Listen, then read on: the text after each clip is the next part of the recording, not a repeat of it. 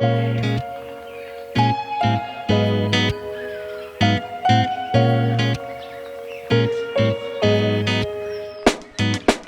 bonsoir à toutes et tous et bienvenue dans Virage à l'Ouest, le podcast qui explore les trajectoires de vie et les tournants professionnels des Rochelais et des Charentais-Maritimes. Je suis Paul Petitjean et j'accompagne chaque jour ici à La Rochelle les reconversions, les questionnements, les virages à prendre. Si je vous parle de cabestan, de chaises, de mules, de brélage, de sibérien ou encore de zeppelin, vous penserez certainement que je fais mon malin et vous auriez totalement raison.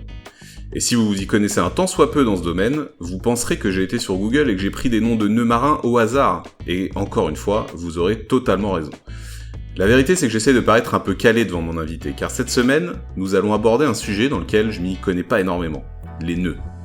Alors non, nous ne parlerons pas de lacets, ou de pourquoi vos écouteurs à fil font des nœuds si rapidement quand vous les mettez dans vos poches. Vous l'aurez compris, nous allons parler de nœuds marins. Mon invité du jour est un amoureux de cordage, il fait des nœuds comme d'autres font du dessin ou de la musique. Le but est avant tout artistique et décoratif, et à force de passion, il a fait de cet art du matelotage une activité à part entière. Pour comprendre d'où vient une telle passion et comment on en arrive à en faire une activité, accueillons Anthony. Bonjour Anthony. Bonjour Paul. Comment vas-tu ? Ça va bien, et toi ? La forme. Bon, la présentation te va ? Oui, c'est parfait. T'es prêt à nous expliquer un petit peu ton parcours ? Ouais. Donc, comme je disais, spécialiste du nœud marin, c'est ça. Alors, je dis dans ma présentation que ça a une vocation plutôt décorative, c'est ça. Enfin, c'est des objets que tu fais en fait, c'est ça, avec des nœuds marins. Ouais. Aujourd'hui, je commercialise des objets décoratifs qui ont été fonctionnels à une époque et qui racontent vraiment une histoire et mon parcours au fil des années de passionné de quelques nœuds marins à ensuite différents parcours comme à la Corderie Royale, sur l'Hermione et voilà, tout ça s'est entrecroisé sur 15-20 ans de vie. Ok. L'Hermione, c'est un bateau du coin, on précise, c'est ça ? C'est une réplique d'une frégate du XVIIIe siècle construite à Rochefort, reconstruite à Rochefort, navigante après par la suite, aujourd'hui en grand carénage et en réparation. Mais les nœuds m'ont conduit jusqu'en haut du grand mât de l'Hermione, donc j'en suis plutôt fier. Super, bon, il y a plein de choses à raconter du coup. Alors, ce que je te propose, c'est que tu nous racontes un petit peu ton parcours, comment on en arrive jusque-là, comment tu commences ta carrière, etc. Alors, les nœuds, pour moi, ça tombe pas sous le sens, puisque je suis originaire de Bordeaux à l'époque. Et des nœuds, quand on est en ville, on n'en fait pas beaucoup. Comme tu l'as dit, les nœuds de lacets et défaire les nœuds des écouteurs, c'est tout ce qu'on fait. Ouais. Et donc, on sait pas faire grand-chose avec un bout de ficelle. Et c'est lors de stages de voile, de sorties sur le bassin, etc., où je fais quelques nœuds. Et il y a des noms qui me restent en tête. Le nœud de jambe de chien, le nœud de chaise, le nœud de huit. Tout ça, c'est des noms qui rentrent dans ta mémoire, le cul de porc, la tête de mort, etc., tu t'es obligé d'en faire quelque chose, ça te reste en mémoire, mais les nœuds restent pas. La main l'oublie, la tête l'oublie, et si t'en as pas l'utilité, si tu les noues pas régulièrement, tu les oublies. Donc t'as découvert ça en faisant des sorties, c'est quoi, des sorties scolaires, des choses? Les sorties scolaires, ouais. Tu sais, les sorties optimistes que tu peux faire en classe de mer, en CM2, 6e. Ouais, ok. Où t'es pas encore trop passionné par l'univers et c'est pas ton truc, mais bon, tu te laisses emporter par le truc. Et c'est les noms qui restent dans un premier temps. Et dans un second temps, après, moi je redécouvre un nœud qui m'interpelle sur un sac à dos. Et j'interpelle quelqu'un en disant qu'est-ce que c'est ce nœud? Il me plaît en fait et il sert de décoration, de porte-clés. Et c'est la pomme de Touline. C'est le nœud qu'on retrouve un peu partout à La Rochelle ou sur la côte. Tout le monde a un porte-clés un peu rond comme qui ça. Fait une espèce de boule, c'est ça, ouais. Ouais, exactement. Ouais, on voit souvent ça. Et ne sachant pas ce que c'est, je pose la question à une inconnue dans la rue et je cours ensuite dans une librairie chercher un livre de nœuds. Ils étaient pas nombreux à l'époque, les livres de matelotage dans les années 2000. Et par chance, au bout du 5e ouvrage, dernière page, je trouve le nœud que je veux réaliser. Il est expliqué en 4-5 étapes. Donc j'achète le livre, j'achète un bout de ficelle et je mets plusieurs tentatives, je fais plusieurs essais et je suis jamais satisfait, j'y arrive pas. J'abandonne en fait. Donc ça c'est arrivé parce que t'as vu un porte-clés sur un sac d'eau. Ouais, c'est un peu ça. Okay. Et du coup, ça a fait écho, ça fait souvenir à l'enfance, au premier nœud, au premier nom vu en optimiste. Donc un premier échec, un premier abandon, et puis on y revient un week-end après Je pars en voiture avec ma compagne qui est devenue aujourd'hui mon épouse. On part à La Rochelle et on se dit allez, on part en week-end, on va décompresser. Bordeaux, on en a marre. On part à La Rochelle. On sait qu'il y a un bateau qui est en pleine reconstruction, donc on visite le chantier de l'Hermione. On finit par la corderie. Là, on rencontre des gens qui sont passionnés de cordage et de nœuds. Je rachète de quoi faire des nœuds à la sortie et je me lance dans mes premières vidéos qu'on retrouve sur YouTube pour expliquer comment faire un nœud.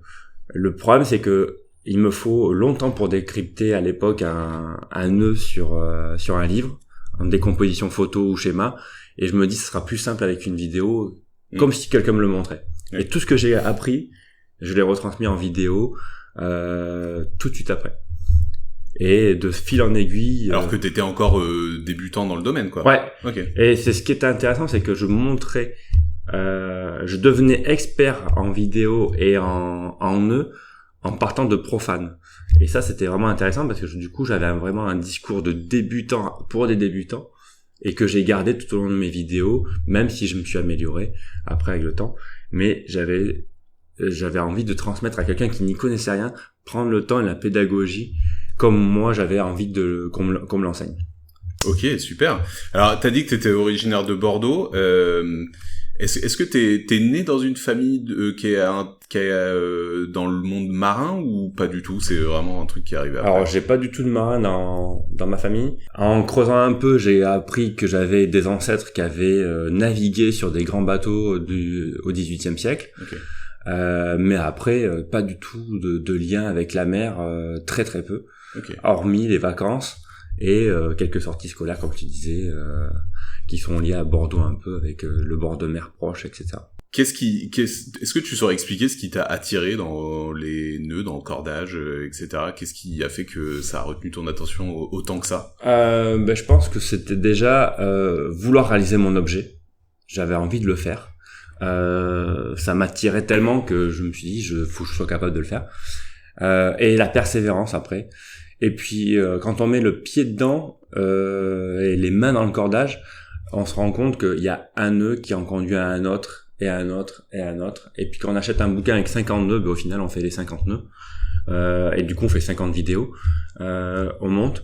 Et puis après les rencontres ont fait que y a des passionnés encore plus passionnés que toi, qui ont encore plus d'expérience, qui te partagent d'autres choses. Et ensuite il y avait le côté utile.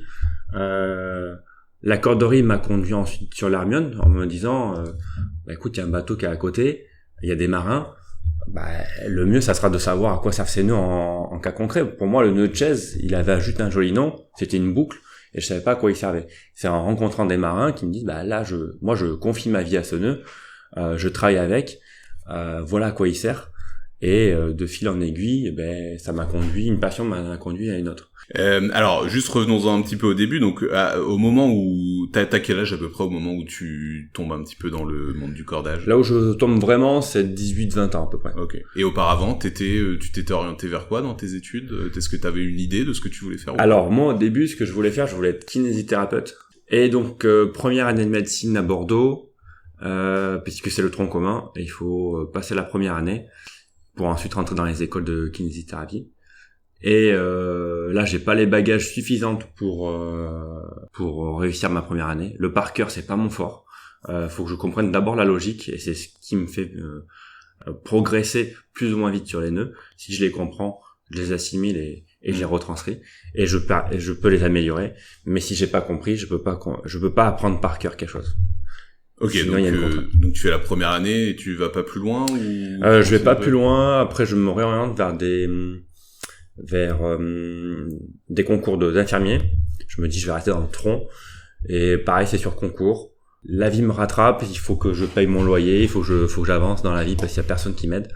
Et donc, à un moment donné, les bourses ne faisant pas tout, je rentre dans la vie active et je commence à rentrer sérieusement dans le monde du travail. Chez Boulanger comme magasinier à l'époque. Et voilà comment on passe de ces envies, de ces rêves d'adolescent futur adulte à une vie d'adulte avec le monde du travail. T'es à Bordeaux au moment où t'es toujours à Bordeaux, ouais? Je suis toujours à Bordeaux et c'est via Boulanger, via mes envies d'évolution et de mutation qui me conduisent à La Rochelle. Donc, ayant déjà visité un peu La Rochelle en week-end par hasard, je me dis bon, c'est une étape qui peut être intéressante et je profite de l'occasion pour me changer d'air, quitter Bordeaux. Parce que là, il y a vraiment une fuite de vouloir quitter Bordeaux, on n'en pouvait plus avec mon épouse, et de se réinventer en Charente-Maritime.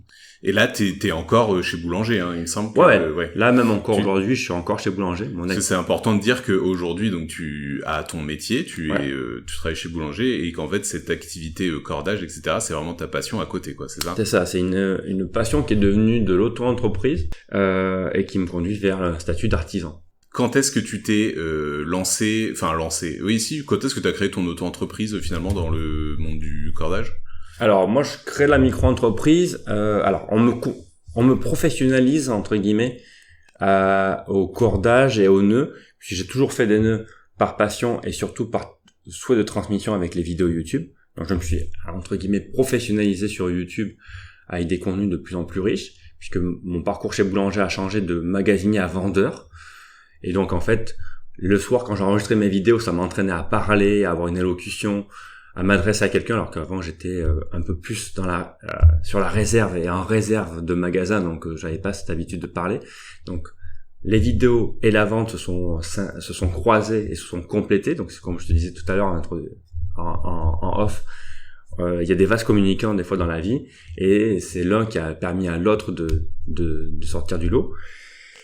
Et tout ça pour te dire que je suis passé à la vente après, et on m'a reconduit sur les nœuds en me disant mais c'est un ami qui travaillait à la corderie, un très très bon mateloteur qui s'appelle Loïc, qui me dit j'ai besoin d'un coup de main à la corderie, des matelotteurs on n'en trouve pas partout, je sais tes capacités, je sais ton envie et ta motivation sur les nœuds, rejoins-moi à l'atelier à la corderie, j'ai besoin de toi, même si tu viens un jour par semaine ça me va. Faut qu'on produise, faut que tu animes. En plus, tu as navigué sur l'Hermione, tu auras une histoire à raconter, viens avec moi. Et donc, il me professionnalise à ce moment-là où je deviens en fait employé de la Corderie Royale, deviens mateloteur pour animer l'atelier de matelotage. Donc, je deviens un professionnel déjà du nœud décoratif, de l'explication. Et c'est après où on me contacte personnellement pour me proposer un contrat d'animation et de création de porte-clés pour une grande marque. Et je dis à mon directeur de site, qu'est-ce qu'on fait? Est-ce qu'on peut travailler avec eux? J'ai une proposition, faites-leur une proposition, un devis, un contrat. Et puis moi, je serais content en fait de vous avoir mis en relation et de réaliser les objets en question et me déplacer pour représenter mon employeur et mon savoir-faire. Là, on me dit que ça les intéresse pas. Alors c'est qui ça qui te dit ça? Enfin, pas le prénom, mais quelle entité? C'est la corderie qui me dit. D'accord. Parce qu'en fait, tu fais des missions pour la corderie à côté de ton travail en CDI, quoi. Ouais, en fait, j'avais un contrat de 1 jour par semaine, en plus de boulanger, pour venir donner juste un coup de main, en fait. D'accord. Et produire sur place. Et ce contrat de cette grande marque, il le refuse. Et moi, je dis à la grande marque, mais écoutez, laissez-moi 2 mois, je crée ma micro-entreprise. Et puis on voit si on marche ensemble. Et de là, je crée ma micro et je commence à vendre pour moi en fait, plus pour la corderie, plus produire pour la corderie. Et je commence à vraiment rien ne pouvait t'arrêter quoi. On t'a dit non, mais toi tu t'as quand même trouvé une solution pour y aller. En fait, c'est ça qui est intéressant dans les passions, c'est que on arrive toujours à arriver. On est toujours tellement motivé quand on a une vraie passion comme ça. Ouais, c'est ça, c'est qu'on arrive toujours à trouver des solutions. Quoi. Puis dans l'histoire, j'embarque également un collègue à moi de la corderie, donc je me dis est-ce que ça te fait rêver de faire ce projet? Est-ce que je t'embarque avec moi?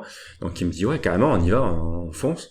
Et puis on dit pas non à un client, donc on dit pas non surtout à une superbe expérience et qui me permet de lancer un capital et de lancer ma micro-entreprise sereinement, créer un site internet, exposer en boutique, faire mes premiers achats de fournitures, me rendre artisan de plus en plus et rentrer dans le monde, dans l'artisanat à part entière quoi avec ça. Ça c'était il y a combien de temps? Ça, il y a 3 ans maintenant. Ouais, Ok. donc on arrive sur la 3e année de cette activité artisanale. Donc t'as évoqué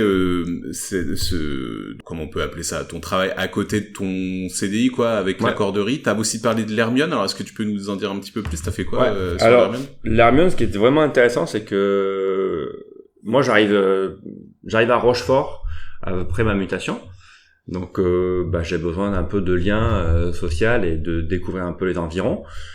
Comme je te dis, le passage à la corderie me conduit de façon mathématique, en fait, j'ai envie de dire dans la logique, à l'Hermione qui est à 400 mètres. Et je pousse la porte et je vois qu'ils cherchent des bénévoles. Je me dis, ça va être chouette, quoi. Je vais avoir la chance de pouvoir croiser des marins, leur parler de ma passion des nœuds. Eux, ils vont m'expliquer comment fonctionne un bateau, ça va être chouette.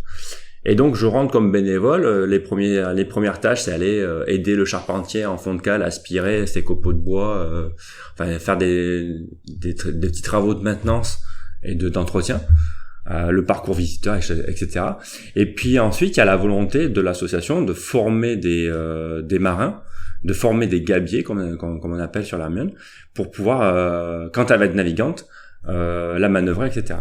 Et on rentre en tant que bénévole et on finit par être membre d'équipage. Donc ça, c'est comme ça que ça s'est conduit après par la suite. Membre d'équipage, mais alors, toujours en tant que bénévole. Toujours en tant que bénévole. Ouais. Il y a une partie pro, mais toi tu embarques en tant que bénévole pour le plaisir, pour l'aventure. Mais disons, c'est une passion qui a l'air de prendre énormément de temps, non, à côté de ton travail, parce que en plus de ça, t'as un CDI, ça a l'air d'être très chronophage. Comment tu t'organises là-dessus? En ce moment, j'ai l'impression, alors j'ai sorti ça à ma famille hier, de faire de l'aquabiking, parce que j'ai la tête dans le guidon et la tête sous l'eau à la fois. Et en fait, je compte pas mes heures, c'est sûr. Lorsque je suis sur les marchés, je produis sur les marchés pour alimenter les boutiques et faire de l'animation. Hier encore, lorsque ça vend bien, j'attrape ma bobine de 100 mètres et puis je la débite en tronçon de 5,50 mètres pour pouvoir faire des dessous de plat et des nœuds que je vends bien. J'en fais des wagons entiers presque. Ouais. Parce que je réponds à la demande et puis ça me plaît, donc oui, ça te prend du temps, mais c'est un truc qui te passionne aussi, donc c'est ça. Ouais. Donc faut savoir s'en protéger aussi un petit peu, parce qu'il faut quand même c'est le piège de l'auto-entrepreneur entre guillemets qui compte pas ses heures parce qu'il est passionné par ce qu'il fait, mais à un moment donné, il faut pas se négliger et négliger sa famille. Donc il faut trouver un temps et après un jour ou l'autre, il faudra libérer un temps d'un côté ou d'un autre. Tu saurais quantifier combien d'heures ça te prend par semaine, par exemple? Par semaine, non, mais dans l'année, c'est bien 2 à 3 mois. C'est comme si j'avais un temps plein sur 2 ou 3 mois en plus de mon temps plein annuel. Tu parlais aussi tout à l'heure donc tu parlais des marchés là, donc t'es présent sur les marchés, c'est ça? Tu fais les marchés du coin? T'as ton stand? En fait, quand j'ai démarré mon activité, j'ai démarré avec mon site internet. Je me suis dit, je vais produire chez moi, répondre à la demande et vendre. Ensuite, j'ai trouvé un autre modèle économique où c'est les boutiques de créateurs dans le coin, il y en a pas mal. Et c'est vraiment chouette parce que ça encourage l'artisanat local et la créativité locale. Et donc, j'ai eu ma place dans plusieurs boutiques. Donc, j'ai exposé dans plusieurs boutiques, ce qui est encore le cas. Et ensuite, ça m'a conduit sur des salons, des salons de créateurs. Donc, j'en fais 3-4 dans l'année parce qu'il faut que ça coïncide aussi avec mes heures de travail boulanger à temps plein. Il faut pouvoir se libérer du temps pour être sur les marchés. Et là, j'ai eu la chance d'avoir une place au marché de Châtelaillon, le marché nocturne, tous les dimanches soirs. Donc comme ça prend pas sur mon temps professionnel, juste sur mon temps personnel. Et c'est le soir, donc ça me laisse le dimanche. Et en soirée à 18h, je retrouve ma clientèle, j'ai envie de dire, et les gens qui passent devant mon stand et qui sont admiratifs du matériau et de l'art que je fais devant eux en démonstration. Tu dois avoir une compagne très compréhensive, non, pour te laisser partir le dimanche soir sur les marchés. Alors, si elle nous écoute, bravo elle. En tout cas, elle m'accompagne. Elle m'accompagne dans ce projet, elle m'accompagne sur les marchés. Ok. C'est une vraie partenaire alors dans ton activité alors. Ouais, c'est une vraie partenaire de couple, c'est une vraie partenaire d'activité. Alors elle produit pas, elle vend pour moi, elle connaît mes produits donc elle sait les vendre sur le marché.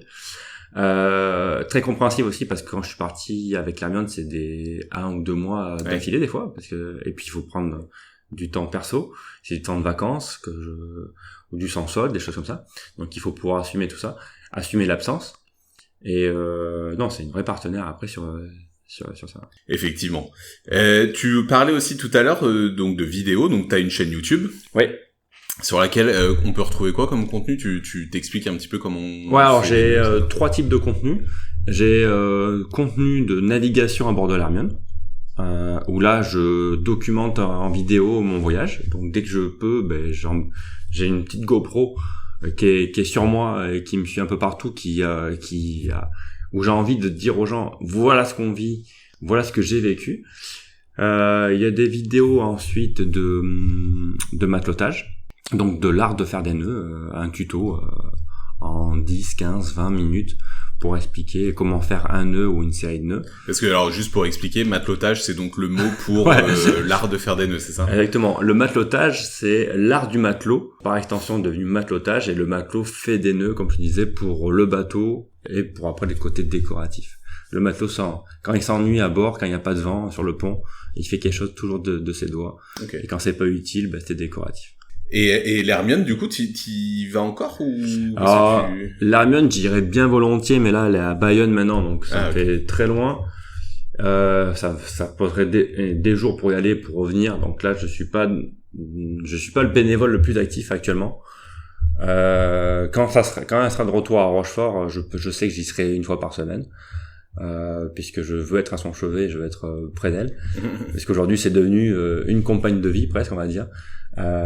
Mais voilà, c'est difficile à expliquer l'attachement qu'on peut avoir avec ce bateau. On est plus de 500 gabiers à être formés, on a tous ce même sentiment. Elle nous a fait vivre des aventures, on l'a soutenue, elle nous a soutenus dans notre vie, elle nous a changé nos vies. Donc c'est un peu particulier. Non, mais c'est compréhensible. On part combien 2 mois, c'est ça? 1 ou 2 mois, bien 1 ou 2 mois sur un bateau en pleine mer. En pleine mer, et puis avec des conditions du XVIIIe siècle. Donc ah oui. Donc on manœuvre en tout cas le bateau comme au XVIIIe siècle. On a quand même un confort de vie où on a quand même des éléments modernes qui nous permettent de bien manger, de bien dormir. Mais après, toutes les manœuvres se font comme à l'époque, à la poulie, au cabestan, tu me disais. Alors moi j'aimerais qu'on évoque un petit peu parce que en fait je pense que ce qui va intéresser, alors déjà ce qui va intéresser nos auditeurs auditrices, c'est déjà d'entendre quelqu'un de passionné. Et depuis tout à l'heure, je pense qu'on l'entend bien que t'es passionné, et c'est top. Mais c'est aussi comment est-ce qu'on gère. On a une passion comme ça qui prend du temps, etc. Et on a aussi un métier à côté. Ouais.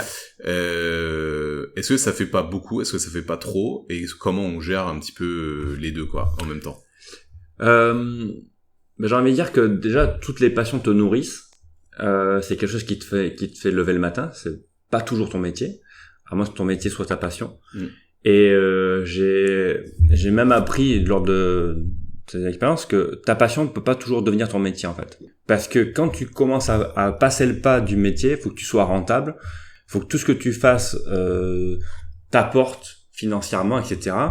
Et j'ai l'impression que ça peut dégrader la passion. Donc je m'en suis toujours un peu protégé de ça.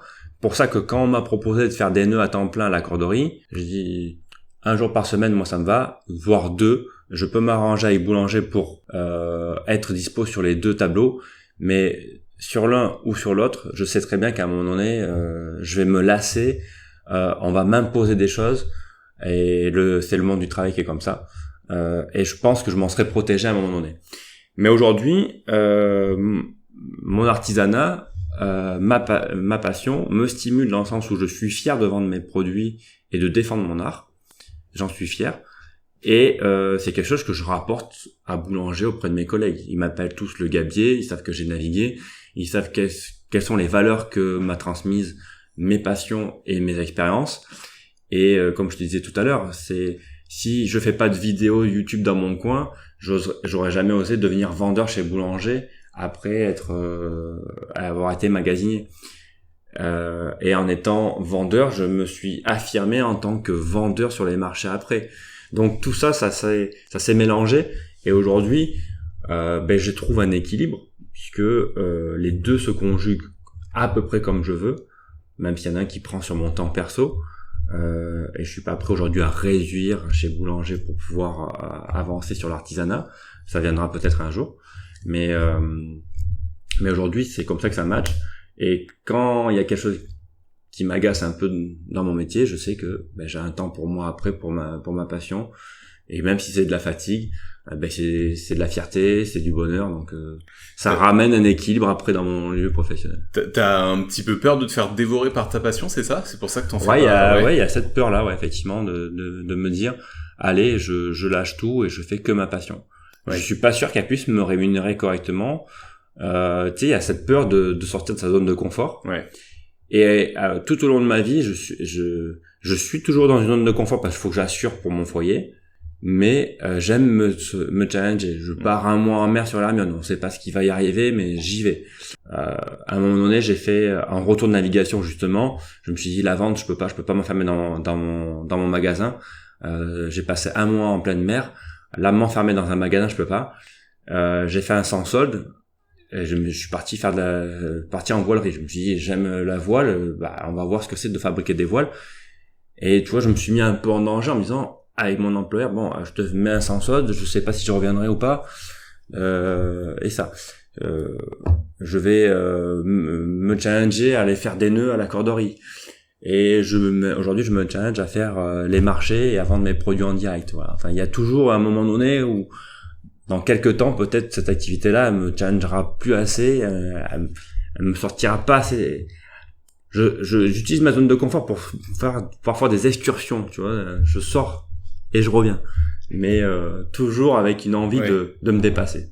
Mais tu reviens toujours quand même à ton job chez Boulanger, et du coup c'est un peu une soupape pour toi, quoi, ce job là. Enfin, c'est un truc qui te permet de penser à autre chose, quoi, en fait, c'est ça? Ouais, c'est ça, exactement. Parce que sinon ça devient trop un petit peu sinon le magasin il va m'étouffer un peu, ça va être faire un effet un peu cocotte minute. Je suis très content de faire ce que je fais chez Boulanger avec les collègues avec qui je travaille et tout ça, même si à un moment donné il y a la pression d'une grande entreprise, des résultats, etc. Ce qu'on attend d'un employé, en fait, tout simplement. Et des fois, t'y vas en courant, des fois t'y vas en reculant.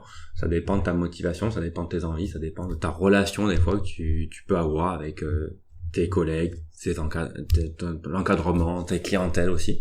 Il peut y avoir des fois des lassitudes. Le commerce, c'est un métier qui est passionnant, mais qui est des fois exigeant et qui te le rend pas toujours assez.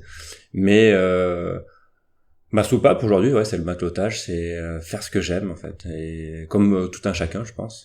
Mais en même temps, dans ce que tu dis depuis tout à l'heure, j'ai l'impression aussi que ce travail chez Boulanger, c'est aussi ta soupape qui te permet de penser à autre chose qu'au matelotage.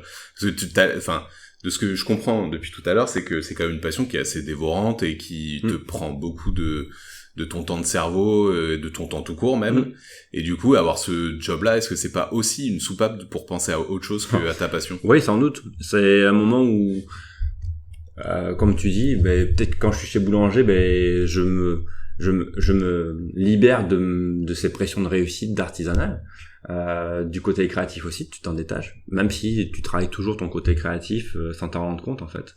Il y a des nœuds où tu y penses, ou à Boulanger, je vais penser au développement d'un produit que j'ai envie de lancer sur mon marché ou autre. Donc, mais les deux fusionnent, j'ai l'impression, les deux s'apportent. Les deux expériences sont croisées. La comptabilité, tout ça, enfin tout ce que j'ai pu voir dans le commerce qu'on t'apprend avec tenir une marge, tenir un produit, tenir un rayon, etc. Ça m'a apporté sur mon site internet, sur mon étal, sur les boutiques où j'expose. Voilà, pour moi aujourd'hui les deux se complètent, jusqu'à quand je ne sais pas, mais en tout cas ça communique ensemble, c'est des bases communicants. Je reviens juste sur un truc, tu fais des vidéos sur entre autres, parmi tout ce que tu fais des vidéos sur YouTube, et tu disais au début que t'étais quelqu'un de plutôt timide. Alors comment on est quelqu'un de timide et comment on en vient à faire des vidéos YouTube? Alors je dirais pas vraiment timide, puisque je suis quand même quelqu'un qui peut prendre vite de la place, mais qui va être toujours un peu sur la réserve. Je vais pas être l'extraverti du coin, mais je vais avoir un temps où j'ai une longue phase d'observation avant d'interagir. Et à la vente, j'avais peur de ne pas prendre suffisamment la première place, parce qu'un vendeur doit être en première ligne vis-à-vis de son client. Il est à son écoute, mais il faut qu'il l'ait. Faut que ça soit lui qui mène la vente en fait, puisque sinon ça part dans n'importe quel sens et souvent ça vend pas. Il faut connaître ses produits, il faut être curieux, et il faut placer les bons mots, il faut parler au bon moment, enfin, il faut beaucoup de choses. Et je suis sorti un peu de cette ombre en fait, et je me suis surpassé hein, dans le sens où je me suis dit, je vais y aller. Mes vidéos, je vois que les gens m'écoutent. J'ai appris à parler en fait, à avoir un débit, une élocution, regarder les gens dans les yeux. Avant, c'était quelque chose que je savais pas faire. Te parler dans les yeux, ça aurait été impossible pour moi il y a 20 ans. J'aurais été toujours un peu fuyant, regarder un peu à droite à gauche. Là, ça m'a aidé. Puis après la vente, ça fait naturellement. Et alors, qu'est-ce qui t'a aidé à prendre confiance? Est-ce que c'est le de découvrir ta passion qui t'a aidé à prendre confiance en toi comme ça? Je crois que c'est le retour vidéo surtout, l'auto-analyse et l'auto-correction, de me dire bon là cette vidéo je peux pas la mettre sur internet, ça va pas, donc je reprends, je redis, je recommence, et après c'est devenu un peu moins mécanique et plus naturel. Mais c'est marrant ça, parce que en fait ce qu'on peut se demander c'est bon, donc il y a 20 ans, donc t'étais plus réservé quoi, mais alors pourquoi t'es venu l'idée de mettre des vidéos sur YouTube quoi? Est-ce que tu vois, quand on est réservé, je suis pas sûr que toutes les personnes réservées se disent je vais aller faire des vidéos sur YouTube quoi pour parler d'un truc. Au début, c'était vraiment l'envie de partager quelque chose, parce que en fait, quand j'ai voulu faire des nœuds, il y avait quelques livres, comme je te disais, quelques manuels, il y avait pas grand chose, et le contenu vidéo n'existait pas. YouTube était au tout début en fait. Et j'ai trouvé que le support vidéo était beaucoup plus ludique pour apprendre des choses, et de toute façon c'est ce qui a fait le succès de la plateforme. C'est les premières vidéos, c'était je vais vous montrer comment faire ci, comment faire ça, ou le divertissement. Moi j'ai essayé d'allier les deux après, et au début je me cachais derrière la caméra en fait, tu voyais que mes mains. J'ai commencé comme ça, c'était vraiment le souhait de vouloir transmettre cette passion qui commençait déjà à me dévorer. Oui, puis c'est vrai que pour faire des nœuds, le côté visuel est quand même beaucoup mieux que si on t'explique alors tu dois mettre telle corde dans telle c'est ça, dans telle boucle. Le côté écrit va être compliqué de comprendre comment monter un nœud, c'est sûr. Il y a un côté très une recette de cuisine quoi. c'est ça. Et du coup, d'abord les vidéos sans moi, sans le sujet, et après je me suis mis en avant parce que les métiers se sont croisés, et comme je te dis, voilà, j'ai été moins timide après, plus avenant et plus ouvert. Comme quoi, on peut prendre confiance petit à petit en faisant. Ouais. Est-ce que tu penses que le fait de parler d'un truc qui te passionne réellement aussi, ça t'a aidé à... Ouais. Ça aide toujours en fait. Aujourd'hui, le plus facile, le sujet qu'on maîtrise le mieux, c'est sa passion en fait. Et quand on communique mieux un sujet qui nous anime, donc les gens ils me disent vous êtes passionnant, mais je suis passionnant parce que je suis passionné en fait. Ouais. C'est ce que quand quelqu'un aime quelque chose, il vous embarque forcément dans son activité, ses envies en fait. Tout à fait.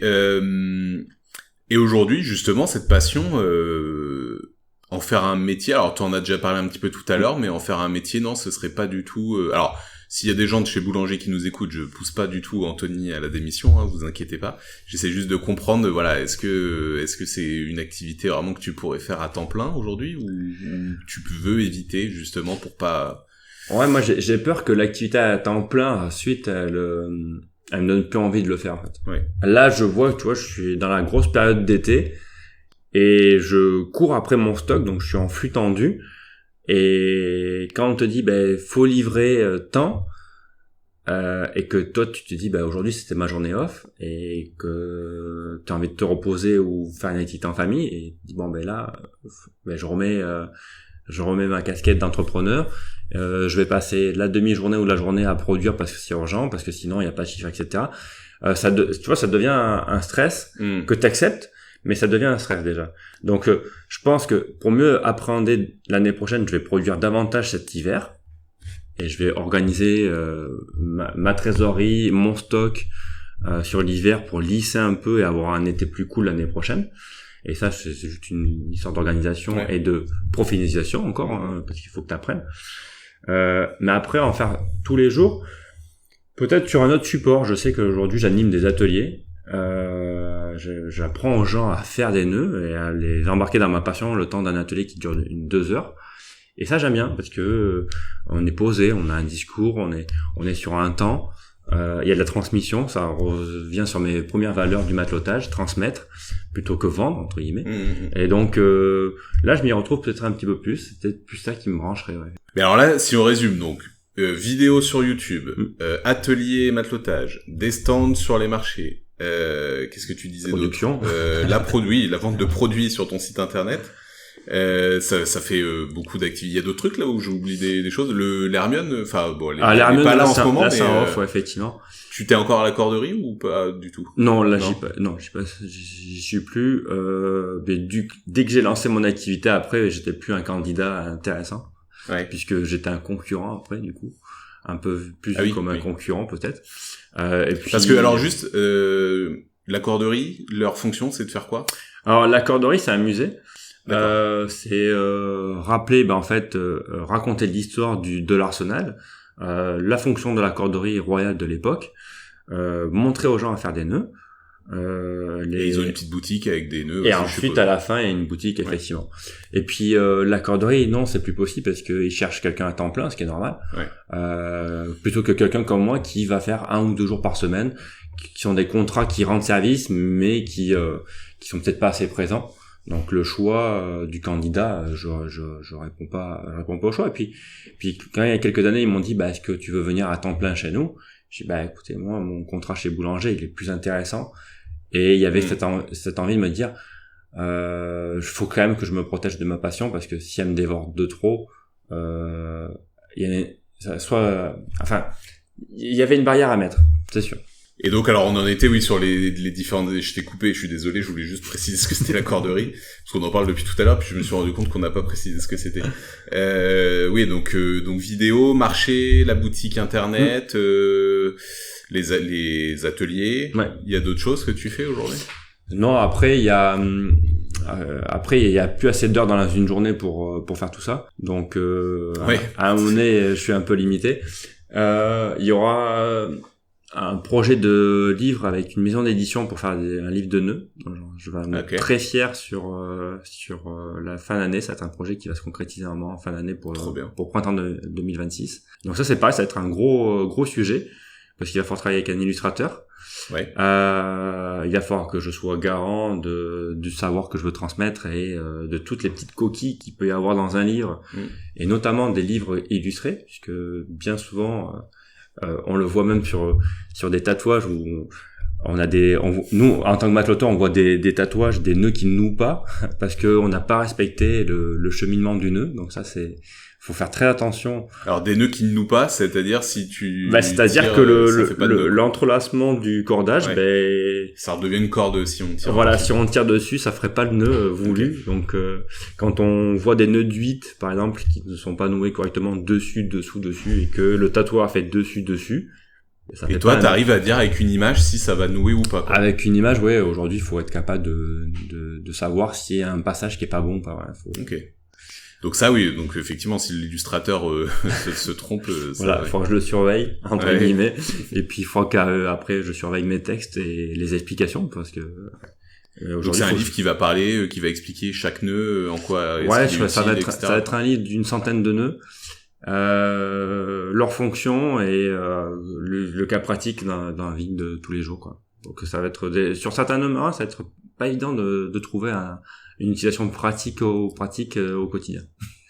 Oui, au quotidien. Après, sur un bateau, ça a toujours sur un bateau, voilà, il y a des utilités, effectivement, et puis après, c'est des variantes de nœuds déjà utiles, donc après, c'est... Alors, pour vraiment les novices, un petit peu comme moi, ces nœuds-là, sur les bateaux, ça a quoi comme utilité, d'avoir autant de proies, il y a autant de nœuds, et à quoi ils servent? Alors, il y a autant de nœuds parce qu'il y a autant de marins dans le monde, puisqu'il y a toujours des variantes, des évolutions du nœud. L'homme nous depuis le néolithique, donc c'est ancré dans notre ADN. On a toujours pour s'habiller, on a noué, pour attacher son bétail, pour pas qu'il s'échappe, on a noué, pour faire des barrières, pour ensuite la marine à voile, etc. Donc tu vois, c'était une évolution tout au long de qui a suivi l'homme plus que tout autre outil. Et ensuite, il faut savoir qu'il y a plusieurs familles de nœuds, les nœuds d'arrêt qui permettent d'arrêter un nœud pour éviter qu'il file et qu'il passe dans un conduit, une poulie, pour éviter qu'il s'échappe. T'as les nœuds d'ajus qui permet de rabouter 2 cordages entre eux, donc d'accrocher 2 cordages entre eux pour prolonger un cordage. J'ai pas assez long, mais j'ai deux cordages, mais j'en fais plus qu'un avec un bon nœud qui tient. Les nœuds de travail, comme on a dit tout à l'heure, le nœud de chaise par exemple, qui permet d'avoir une boucle qui n'est pas coulante, qui ne coulisse pas, qui ne se resserre pas pour pouvoir travailler dedans, pour pas, pour pouvoir tirer, etc. T'as les nœuds coulants qui permettent aussi de serrer, d'attraper, voilà. Donc tous ces différents nœuds ont chacun leur fonction. Des fois, ils ont des fonctions. Un nœud peut remplir plusieurs fonctions, très pratiques. Et puis à bord d'un bateau, ou dans n'importe quelle situation, il faut connaître ces 10 nœuds entre guillemets, ces 10 familles de nœuds. Et après, on fait celui qui est plus adapté au matériau, celui qui est plus adapté à la charge. Voilà, Donc ces nœuds-là sur un bateau, par exemple, ils ne servent pas qu'à attacher des voiles ou à faire, à faire avancer le bateau, quoi. C'est aussi des choses pour, par exemple, ne pas perdre des outils ou ne pas perdre les cordes ou des choses. Tu peux attacher ton couteau avec un nœud, tu peux t'encorder toi-même avec des nœuds d'escalade qui sont connus des marins et du monde de l'escalade. Te mettre en sécurité ton matériel. Mettre en sécurité ton bateau, n'importe quel bien, attacher un tonneau. Les échafaudages aussi font des nœuds pour hisser leurs outils, leurs matériaux en haut des toits.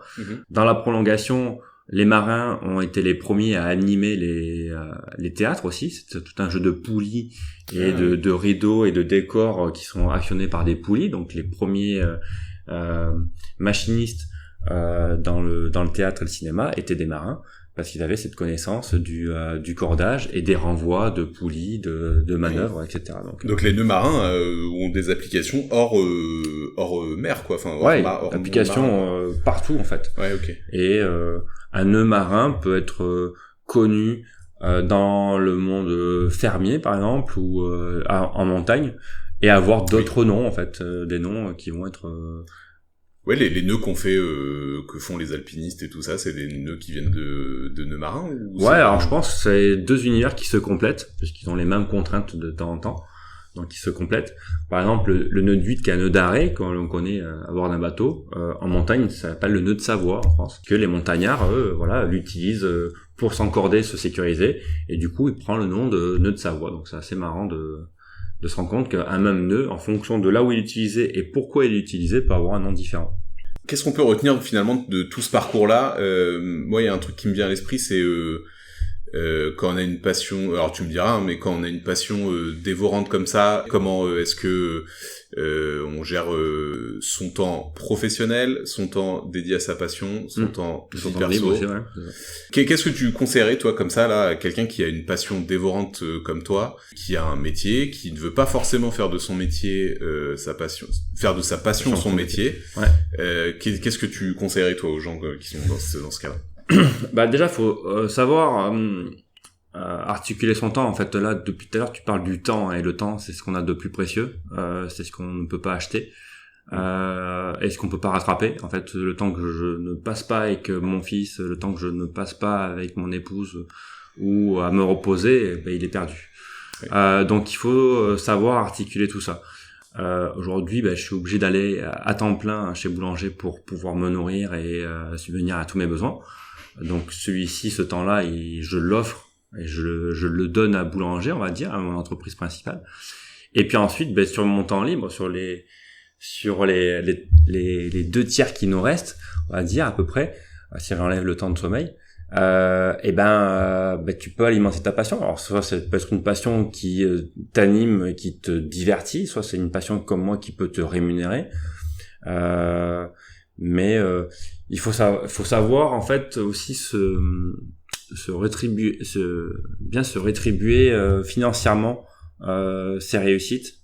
Faut pas s'oublier. Je vois beaucoup sur les marchés ou d'autres entrepreneurs qui s'oublient, qui se rémunèrent pas, qui se payent pas leur temps, qui disent de toute façon c'est ma passion, donc si je mets 10 heures à faire ça et que je le vends ce prix-là, ça me va. Mais moi je pars du principe que c'est peut-être ma passion, mais c'est du temps de travail que je consacre, c'est du temps que j'enlève à mes proches et à moi-même. Donc faut qu'il soit rémunéré ce temps-là, tant pis. Et dans le prix de mes produits est marqué ma manœuvre en fait. Je calcule déjà ma manœuvre dedans. Et après il faut essayer d'avoir une petite marge qui permet de faire vivre l'entreprise, la mettre à l'abri elle aussi. Enfin c'est un jeu d'équilibre. Le temps est un jeu d'équilibre toujours, je pense. Oui, et puis ne pas se rémunérer sur sa passion, c'est aussi un des moyens pour la perdre un petit peu. C'est ça. C'est que au bout d'un moment, c'est que si tu le fais pour ne rien gagner, dans ces cas, t'es bénévole en fait. Moi, le temps que j'ai consacré à l'Hermione, je suis très fier du temps que j'ai consacré, de tout ce que ça m'a appris. Et ça aurait été hors de question. Je dis, écoutez, moi je suis là, donc faut me rémunérer parce que mon temps il est précieux. Il y a du temps que tu peux offrir, du temps qui te rémunère intellectuellement ou qui va te divertir. Et puis après, quand tu veux en faire ton métier, aujourd'hui si tu parles de reconversion ou d'avancement professionnel, ta passion, faut que ça je te rémunère. Donc attention à ne pas non plus tomber dans l'excès de dire d'une manière j'adore ce que je fais, donc limite je peux vous donner mon produit. Au-delà de ça, la passion, l'URSSAF te prend 12% de ta passion aussi. Ils ont rien à faire de ta passion. Donc il y a des gens qui se servent sur ta passion. Donc ouais, tout à fait. Qu'est-ce que je voulais dire? Oui, non, ce qui est intéressant, c'est aussi que de dire que parce qu'aujourd'hui on entend beaucoup de gens dans le développement personnel ou dans tout ça dire oui, mais si vous avez une passion, il faut absolument en faire un métier, il faut pas que voilà vous passiez à côté de tout ça, etc. On peut aussi, moi c'est ce que je dis à chaque fois quand j'accompagne des gens, c'est que la passion, faut aussi savoir si on veut vraiment en faire son métier et tout ça, et que ça peut rester aussi une activité à côté, alors qui certes prend un petit peu de temps, mais qui permet aussi, comme tu dis, moi je suis plutôt d'accord avec ce que tu disais tout à l'heure, d'avoir peur de perdre sa passion si on en fait son métier. Ça peut, c'est effectivement quelque chose qu'il faut s'interroger au moment où on décide de faire son métier. Est-ce que toutes les passions sont rémunérantes? Assez aussi. Puisque on peut être passionné de plein de choses. Moi, sur les marchés, je vois plein de gens qui font des choses hyper créatives, qui doivent y passer peut-être un temps fou, où on trouve un produit qui est facilement duplicable et réalisable et qui peut vendre à bon prix. Mais moi, dans toute ma carrière, ado ou même professionnelle, combien de fois tu vas croiser dans un club sportif un bénévole ou quelqu'un qui a une rétribution d'un club ou autre minime, qui le défraie presque, mais en même temps qui a un autre métier à côté, et l'un sans l'autre ne peuvent pas aller en fait, parce que c'est leur exutoire, c'est leur petit moment de plaisir, leur moment de partage, de vrai échange. Des fois on peut être dans un métier et ne pas avoir d'interaction sociale ou très peu, et se dire ma passion quelle qu'elle soit, c'est une ouverture aux autres, c'est un moment où je me sens bien. Et le jour où tu veux faire ton métier, encore une fois, il faut qu'elle compense le confort que te donne un emploi salarié. Oui, tout à fait. Et toi, personnellement, alors tu parlais, qu'est-ce que ça t'a apporté tout ça? Tu parlais tout à l'heure de déjà une confiance en toi. Est-ce que ça t'a appris d'autres choses? Ça t'a apporté d'autres choses? Moi, ça m'a permis à chaque fois de faire de belles rencontres. Comme je t'ai dit, j'ai rencontré plus de 500 personnes à bord de l'Hermione. Ça a changé ma vie. Ce que ça m'a apporté, c'est une grande fierté aussi, puisque j'ai des gens que j'ai formés et qui ont fait des reconversions professionnelles via les nœuds aussi. Il y en a qui ont passé le pas. T'as réussi à leur transmettre ta passion. Ouais, exactement. J'ai le cas d'une abonnée qui s'appelle Dorothée, qui a habité à Saint-Malo, et la première fois que je l'ai rencontrée, elle m'a sauté dans les bras. J'étais là, ah oui, carrément, tétanisé. J'étais là, mais qui vous êtes? En plus, c'est quelqu'un de mon association. Je dis enchanté, et elle me dit t'as changé ma vie. Je suis super flatté, et elle me dit j'étais en plein burn-out dans mon travail, je me souviens plus du travail qu'elle faisait, je crois que c'était administratif, enfin c'était quelque chose assez quelque chose qui en tout cas l'a poussé à bout. Et en plein Covid, elle a eu le temps de voir des vidéos de nœuds, elle est tombée sur les miennes et elle s'est passionnée pour les nœuds comme moi. Et au point où elle a quitté son travail et que maintenant elle vit que des marchés, vit à temps plein de ça. Elle a fait son activité principale parce qu'elle a le courage de nouer tout le temps, de faire des marchés tout le temps. Et puis elle a pris le pari. Donc tant mieux pour elle. Et tu vois, je me réjouis de la réussite Bah oui. des autres, de ceux que j'ai formés via mes vidéos. Alors même si c'est des petits contenus, des choses sans prétention, mais aujourd'hui c'est ma plus grande fierté, c'est ça, d'avoir accompagné des gens. Super. Eh ben écoute, c'était super intéressant, Tony. Où est-ce qu'on peut te retrouver du coup donc les nœuds de Marsala, c'est ça? Ouais, les nœuds de Marsala sur Marsala. Ouais, tout simplement. Si vous le trouvez, donc on peut te trouver où? Sur YouTube? Alors YouTube, tous les réseaux sociaux maintenant, Facebook, Instagram, TikTok. Oui, j'ai vu que t'étais sur TikTok aussi. Ouais, il faut y être, donc il faut être visible un peu partout. Donc je fais des petits contenus, voilà, juste histoire de dire, regardez, il y a des nœuds qui existent et si vous voulez les acheter, ils sont sur ma boutique. Sur ta boutique aussi, du coup, donc les boutiques, site internet. Alors le site internet qui est ma boutique en ligne. lesneudsdemarsala.com. Je mettrai tous les liens de toute façon en description. Et après sur les boutiques, si vous êtes à La Rochelle, puisque là on parle d'un podcast Rochelais, donc vous êtes pas loin, il y a une boutique à La Rochelle, à Foura, à Châtelaillon. Une boutique en physique? Ouais, c'est boutique de créateurs comme je te disais. Ah ok. Donc c'est un collectif de créateurs et donc j'en fais partie et donc j'expose mes produits à la vente, voilà, donc dans plusieurs. Et puis pour découvrir peut-être aussi d'autres artisans du coin. Effectivement, c'est important de soutenir les artisans du coin. Et peut-être des gens qui sont dans le même parcours que moi, qui ont peut-être un podcast avec toi parce que eux aussi ils ont une activité passion et une activité professionnelle à côté. Exactement. Donc sur les marchés, sinon on peut peut-être. Et sur les marchés jusqu'à fin août, marché de Châtelaillon. Ouais. Le marché Et nocturne. donc tu donnes des ateliers aussi. Alors du coup pour tout te dire, je sais pas quand est-ce que va sortir cet épisode parce que j'en ai quelques-uns en stock, mais je conseille aux gens de te suivre du coup et tu communiques sur toi les ateliers régulièrement quoi. Ils suivent sur les réseaux sociaux et puis s'ils veulent des infos voilà. C'est souvent au même endroit ou tu changes d'endroit souvent? Alors bien souvent c'est aux cabanes urbaines. Les cabanes urbaines, après il y a la boutique où j'expose à La Rochelle et après chez un ami brasseur qui pareil m'accueille gentiment. Et le mercredi matin, la riboterie, exactement, qui fait partie du groupe. Eh ben écoute, merci beaucoup Anthony, franchement c'était super intéressant, passionnant, j'espère que les auditeurs l'auront ressenti comme moi aussi, parce que vraiment c'était super intéressant. Je te souhaite plein de bonnes choses pour la suite, puis quant à nous, chers auditeurs, chères auditrices, je vous souhaite une excellente journée, et je vous dis à très vite pour un nouvel épisode.